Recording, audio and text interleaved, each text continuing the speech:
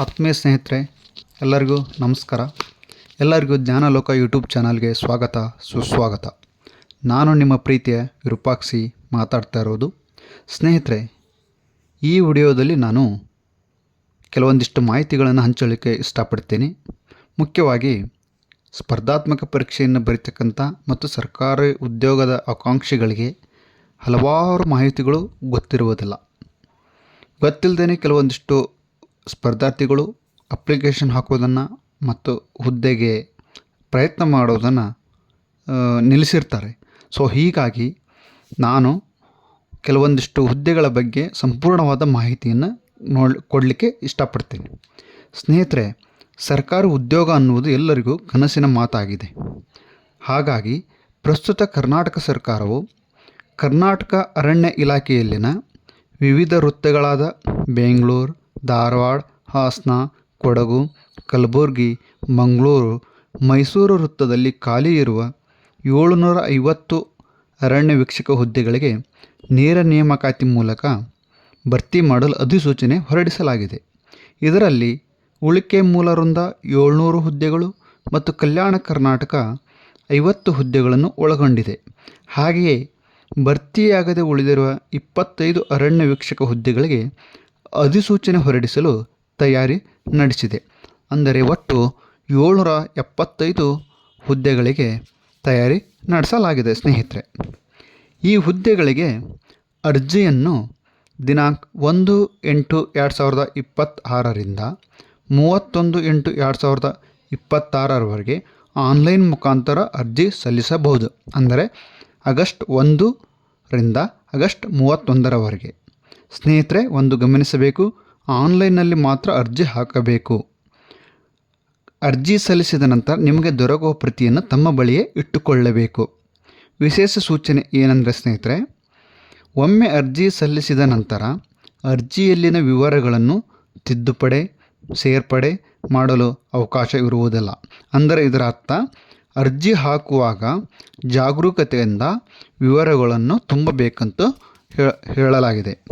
ಸ್ನೇಹಿತರೆ, ಹಾಗಾದರೆ ಈ ಹುದ್ದೆಗೆ ಅರ್ಜಿಯನ್ನು ಸಲ್ಲಿಸಲಿಕ್ಕೆ ಬೇಕಾದಂಥ ದಾಖಲೆಗಳೇನು ಗಮನಿಸಿ.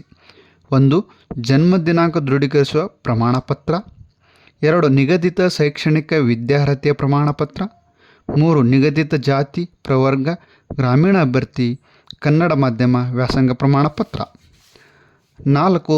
ಯೋಜನಾ ನಿರಾಶ್ರಿತಗೊಂಡ ಕುಟುಂಬ ಅಭ್ಯರ್ಥಿ ಪ್ರಮಾಣಪತ್ರ, ಮಾಜಿ ಸೈನಿಕ ಅಭ್ಯರ್ಥಿ, ಅಂಗವಿಕಲ ಅಭ್ಯರ್ಥಿ ಪ್ರಮಾಣಪತ್ರ, ಸ್ಥಳೀಯ ಅರಣ್ಯ ಬುಡಕಟ್ಟು ಪರಿಶಿಷ್ಟ ಪಂಗಡದ ಅಭ್ಯರ್ಥಿಗಳ ಪ್ರಮಾಣಪತ್ರ. ಈ ಪ್ರಮಾಣಪತ್ರಗಳನ್ನು, ದೃಢೀಕರಣ ಪ್ರಮಾಣಪತ್ರಗಳನ್ನು ಅಪ್ಲೋಡ್ ಮಾಡಬೇಕು. ಇವೇನು ಆನ್ಲೈನ್ ಅಪ್ಲಿಕೇಶನ್ ಹಾಕುವಾಗ ಇವುಗಳನ್ನು ಅಪ್ಲೋಡ್ ಮಾಡಬೇಕು. ಸ್ನೇಹಿತರೆ, ಹಾಗೆ ಅರ್ಜಿ ಶುಲ್ಕ. ಸಾಮಾನ್ಯ ಅರ್ಹತೆ ಅಂದರೆ ಪ್ರವರ್ಗ 2A, 2B, 3A, 3B ಪ್ರವರ್ಗಗಳಿಗೆ ಸೇರಿದ ಪುರುಷ ಅಭ್ಯರ್ಥಿಗಳಿಗೆ 100 ರೂಪಾಯಿ ಮತ್ತು ಮಹಿಳಾ ಅಭ್ಯರ್ಥಿಗಳಿಗೆ 50 ರೂಪಾಯಿಗಳು. ಅರ್ಜಿ ಶುಲ್ಕವನ್ನು ಆನ್ಲೈನ್ ಮುಖಾಂತರ ಪಾವತಿಸಬಹುದು. ಒಂದು ವೇಳೆ ಆನ್ಲೈನ್ ಮುಖಾಂತರ ಆಗದೇ ಇದ್ದರೆ ಚಲನ ಪ್ರತಿಯನ್ನು ಡೌನ್ಲೋಡ್ ಮಾಡಿಕೊಂಡು state bank of India, Canara bank, union bank of India, central bank of ಇಂಡಿಯಾದಲ್ಲಿ ಪಾವತಿಸಬಹುದು. ಸ್ನೇಹಿತರೆ, ಈ ಅರಣ್ಯ ವೀಕ್ಷಕ ಹುದ್ದೆಗೆ ವೇತನ ಶ್ರೇಣಿ ಮೂಲ ವೇತನ 27,500 ಇದೆ. ಅಲ್ಲಿಂದ 46,675ವರೆಗೂ ವೇತನ ಸಿಗುತ್ತದೆ. ಸ್ನೇಹಿತರೆ, ಹಾಗಾದರೆ ಈ ಹುದ್ದೆಗೆ ವಿದ್ಯಾರ್ಹತೆ ಏನು? ಕರ್ನಾಟಕ ಪ್ರೌಢ ಶಿಕ್ಷಣ ಪರೀಕ್ಷಾ ಮಂಡಳಿ ನಡೆಸುವ SSLC ಅಥವಾ SSLC ವಿದ್ಯಾರ್ಹತೆ ತತ್ಸಮಾನ ವಿದ್ಯಾರ್ಹತೆ ಹೊಂದಿರಬೇಕು. ಇದರಲ್ಲಿ CBSE, ICSE ಮಂಡಳಿ ನಡೆಸುವ SSLC ಮಟ್ಟದ ಪರೀಕ್ಷೆಯನ್ನು ಹೊಂದಿರುತ್ತದೆ. ಸ್ನೇಹಿತರೆ, ವಯೋಮಿತಿ ಕನಿಷ್ಠ 18 ವರ್ಷ ಆಗಿರಬೇಕು. ಗರಿಷ್ಠ ವಯೋಮಿತಿ ಸಾಮಾನ್ಯ ಅಭ್ಯರ್ಥಿಗಳು 30 ವರ್ಷ, ಪ್ರವರ್ಗ 2A, 2B, 3A, 3B ಹಿಂದುಳಿದ ಪ್ರವರ್ಗಗಳು ಗರಿಷ್ಠ ವಯೋಮಿತಿ 32 ವರ್ಷ. ಪರಿಶಿಷ್ಟ ಜಾತಿ, ಪರಿಶಿಷ್ಟ ಪಂಗಡ ಪ್ರವರ್ಗವನ್ನು ಗರಿಷ್ಠ 33 ವರ್ಷ ಹೊಂದಿರಬೇಕು. ಸ್ನೇಹಿತರೆ, ಹಾಗಾದರೆ ನೇಮಕಾತಿ ವಿಧಾನ ಹೇಗಿರುತ್ತೆ? ಸ್ನೇಹಿತರೆ, ಆನ್ಲೈನ್ನಲ್ಲಿ ಸ್ವೀಕೃತವಾದ ಅರ್ಜಿಗಳಲ್ಲಿ SSLC ಅಥವಾ SSLC ತತ್ಸಮಾನ ವಿದ್ಯಾರ್ಹತೆ ಗಳಿಸಿದ ಅಂಕಗಳ ಆಧಾರದ ಮೇಲೆ ದೈಹಿಕ ಪರೀಕ್ಷೆ, ದೈಹಿಕ ಕ್ರೀಡೆ ಹುದ್ದೆಗೆ ಒಂದು ಹುದ್ದೆಗೆ 20 ಅಭ್ಯರ್ಥಿಗಳನ್ನು ಆಯ್ಕೆ ಮಾಡಲಾಗುತ್ತೆ ಸ್ನೇಹಿತರೆ. ಅಂದರೆ ಇಲ್ಲಿ ಮುಖ್ಯವಾಗಿ ಗಮನಿಸಬೇಕು, ದೈಹಿಕ ಸಾಮರ್ಥ್ಯಕ್ಕೆ ಒಂದು ಹುದ್ದೆಗೆ 20 ಅಭ್ಯರ್ಥಿಗಳನ್ನು ಆಯ್ಕೆ ಮಾಡಲಾಗುತ್ತದೆ. ಸ್ನೇಹಿತರೆ, ದೈಹಿಕ ಪರೀಕ್ಷೆ ಹೇಗಿರುತ್ತದೆ ಹಾಗಾದರೆ? ಮುಖ್ಯವಾಗಿ ಪುರುಷ ಅಭ್ಯರ್ಥಿಗಳು ಅಂದರೆ ಎಲ್ಲ ವರ್ಗದ ಪುರುಷ ಅಭ್ಯರ್ಥಿಗಳ ಎತ್ತರ ಕನಿಷ್ಠ 163 ಸೆಂಟಿಮೀಟರ್ ಇರಬೇಕು, ಅಂದರೆ 163 ಸೆಂಟಿಮೀಟರ್. ಎದೆಯ ಸುತ್ತಳತೆ ಅಂದರೆ ಸಾಮಾನ್ಯ ಸ್ಥಿತಿಯಲ್ಲಿ 79 ಸೆಂಟಿಮೀಟರ್ ಇರಬೇಕು. ಅಂದರೆ ಹೇಳ್ತಾರೆ ಅಲ್ಲಿ ಚೆಕ್ ಮಾಡುವಾಗ ನಾರ್ಮಲ್ಲಾಗಿ ಚೆಕ್ ಮಾಡಿದಾಗ 79 ಸೆಂಟಿಮೀಟರ್ ಇರಬೇಕು. ಎದೆಯ ಕನಿಷ್ಠ ಹಿಗ್ಗುವಿಕೆ 5 ಸೆಂಟಿಮೀಟರ್, ಅಂದರೆ ಎದೆ ಉಬ್ಬುಸ್ರಿ ಅಂತ ಹೇಳ್ತಾರೆ, ಆವಾಗ 5 ಸೆಂಟಿಮೀಟರ್ ನಿಮ್ಮದು ಚೆಸ್ಟು ಎಕ್ಸ್ಪ್ಯಾಂಡ್ ಆಗಬೇಕು ಸ್ನೇಹಿತರೆ. ಅದೇ ಅರಣ್ಯ ಬುಡಕಟ್ಟು ಪರಿಶಿಷ್ಟ ಅಭಿವೃದ್ಧಿಗಳ ಇವರಿಗೆ ಕನಿಷ್ಠ 152 ಸೆಂಟಿಮೀಟರ್ ಇದೆ ಹೈಟು, ಎತ್ತರ. ಅದೇ ಎದೆ ಸುತ್ತಳತೆ ಸಾಮಾನ್ಯ ಸ್ಥಿತಿಯಲ್ಲಿ ಕನಿಷ್ಠ 74 ಸೆಂಟಿಮೀಟರ್ ಮತ್ತು ಎಕ್ಸ್ಪ್ಯಾಂಡ್ ಮಾಡಿದಾಗ 5 ಸೆಂಟಿಮೀಟರ್ ಇರಬೇಕು ಸ್ನೇಹಿತರೆ. ಇನ್ನು ಮಹಿಳಾ ಅಭ್ಯರ್ಥಿ ಎಲ್ಲ ಪ್ರವರ್ಗಗಳ ಎಲ್ಲ ಮಹಿಳೆಯರಿಗೆ ಎತ್ತರ ಕನಿಷ್ಠ 150 ಸೆಂಟಿಮೀಟರ್ ಮತ್ತು ತೂಕ, ಇಲ್ಲಿ ಮಹಿಳೆಯರಿಗೆ ತೂಕವನ್ನು ಪರಿಗಣಿಸುತ್ತಾರೆ, ಕನಿಷ್ಠ ತೂಕ 40 kg ಇರಬೇಕು ಸ್ನೇಹಿತರೆ. ಇನ್ನು ಅರಣ್ಯ ಬುಡಕಟ್ಟು ಪರಿಶಿಷ್ಟ ಪಂಗಡ ಮಹಿಳೆಯರಿಗೆ 145 ಸೆಂಟಿಮೀಟರ್ ಎತ್ತರ ಮತ್ತು 38 kg ತೂಕವನ್ನು ಹೊಂದಿರಬೇಕು ಸ್ನೇಹಿತರೆ. ಮುಖ್ಯವಾಗಿ ಇಲ್ಲಿ ಗಮನಿಸಬೇಕಾದದ್ದು, ಈ ಕೆಳಗಿನ ನ್ಯೂನತೆಗಳ ಹೊಂದಿರುವ ಅಭ್ಯರ್ಥಿಗಳು ಈ ಹುದ್ದೆಗೆ ಅನರ್ಹರಾಗಿರುತ್ತಾರೆ.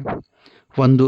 ತಾಗುಮಂಡಿಗಳು, 2. ಬಾಗಿದ ಕಾಲುಗಳು, ಚಪ್ಪಟೆ ಪಾದ, ನರಊತವಿರುವವರು, ಮಾತನಾಡಲು ಮತ್ತು ಕೇಳುವ ಸಾಮರ್ಥ್ಯದಲ್ಲಿ ತೊಡಕು, ದೃಷ್ಟಿ ವರ್ಣಾಂಧತೆ ಮತ್ತು ಇರುಳುಗೂಡುತನ ಇರುವರು ಈ ಹುದ್ದೆಗೆ ಅರ್ಹರಲ್ಲ ಅಂತ ಹೇಳುತ್ತದೆ ಸ್ನೇಹಿತರೆ.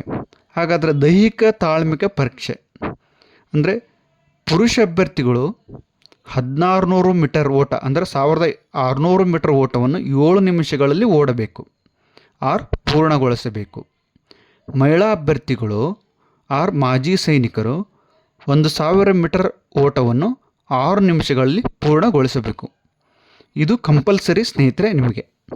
ಇನ್ನು ನೆಕ್ಸ್ಟು ದೈಹಿಕ ಸಾಮರ್ಥ್ಯ ಪರೀಕ್ಷೆ ಅಂದರೆ ಕ್ರೀಡೆ ಬರ್ತದೆ ಸ್ನೇಹಿತರೆ ನಿಮಗೆ. ಕ್ರೀಡಾ ಚಟುವಟಿಕೆಗಳಲ್ಲಿ ಪುರುಷರು 1000 ಮೀಟರ್ ಓಟವನ್ನು 15 ಸೆಕೆಂಡ್ಗಳಲ್ಲಿ ಓಡಬೇಕು ಮತ್ತು ಎತ್ತರ ಜಿಗಿತ 1.20 ಮೀಟರನ್ನು ಜಿಗಿಬೇಕು.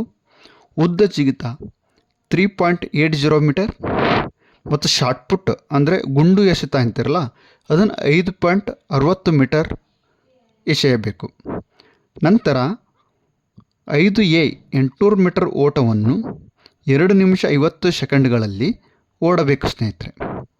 5B 200 ಮೀಟರ್ ಓಟ, ಇದು ಮಹಿಳೆಯರಿಗೆ 40 ಸೆಕೆಂಡ್ಗಳಲ್ಲಿ ಓಡಬೇಕು.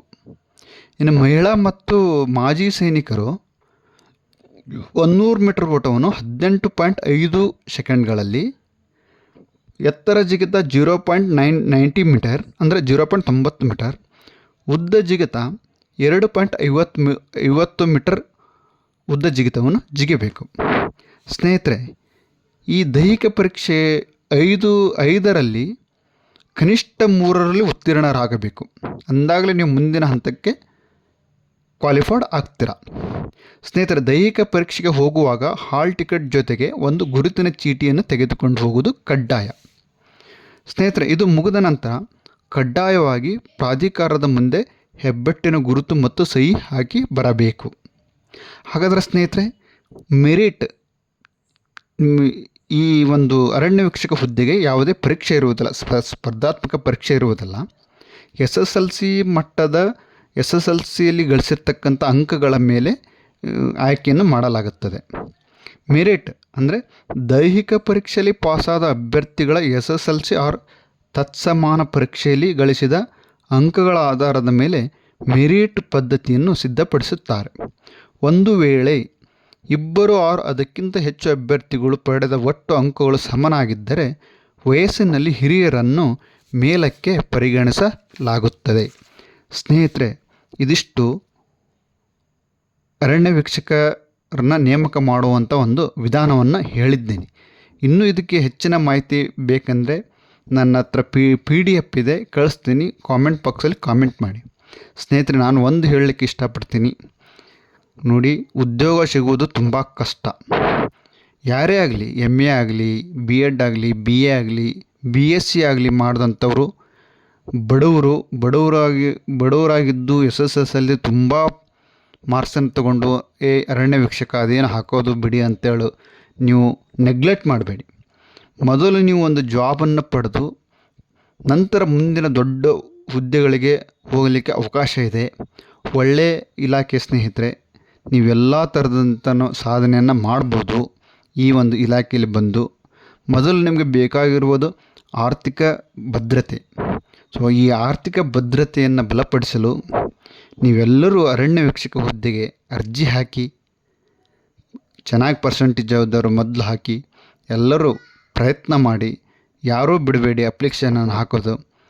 ಒಂದು ಹುದ್ದೆ ಪಡೆದ ನಂತರ ಮುಂದೆ ಹಲವಾರು ಹುದ್ದೆಗಳನ್ನು ನೀವು ಪಡಿಬೋದು ಅಂತ ಹೇಳುತ್ತಾ, ಮತ್ತು ಒಳ್ಳೆಯದಾಗಲಿ ಅಂತ ಹೇಳ್ತಾ, ಫಾರ್ ಮೋರ್ ಇನ್ಫಾರ್ಮೇಟಿವ್ ವಿಡಿಯೋಗಾಗಿ ನಿಮ್ಮ ಜ್ಞಾನಲೋಕನ ಲೈಕ್ ಮಾಡಿ, ಶೇರ್ ಮಾಡಿ ಆ್ಯಂಡ್ ಸಬ್ಸ್ಕ್ರೈಬ್ ಮಾಡಿ. ಸ್ನೇಹಿತರೆ, ಮತ್ತೆ ಸಿಗೋಣ ಮುಂದಿನ ವಿಡಿಯೋದಲ್ಲಿ.